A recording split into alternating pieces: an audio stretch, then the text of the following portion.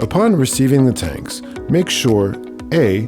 that the system model complies with the plans and specifications, B. the presence of the nameplate, C. to visually inspect the structural integrity of the tanks.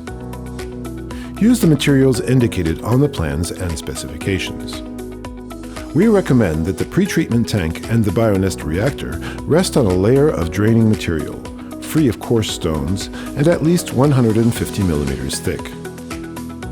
The compaction of the material during the installation is important to avoid tank movement and pipe collapse. Check the level across the width and length of the pretreatment tank and the BioNest reactor. Backfill the tanks in 150 millimeter layers and compact with the vibrating plate tamper between each layer. Check again if the tanks are level. Remove all the lids and make sure that all the components of the BioNest system are installed in the tanks and that there is no sign of breakage or malfunction. When in doubt, contact your tank provider.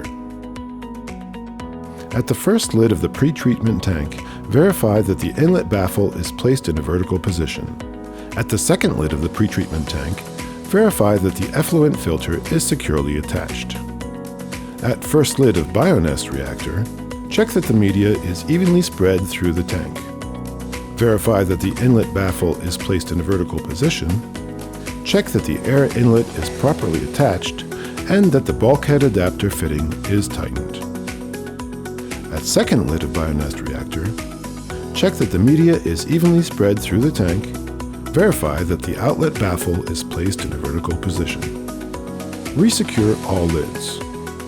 Backfill and compact down to the tank openings using a draining material free of coarse stones. A self-compacting material such as a 3/4 clean stone can also be used. In order to avoid any movement of the system in the ground, it is essential to perform compaction in consecutive layers with backfill material and using the appropriate compaction equipment: vibrating plate, jumping jack. Most installers compact all 4 sides of the tanks in order to obtain a stable ground condition. Prior to system start, completely fill tanks with clear water. Start filling with the primary tank.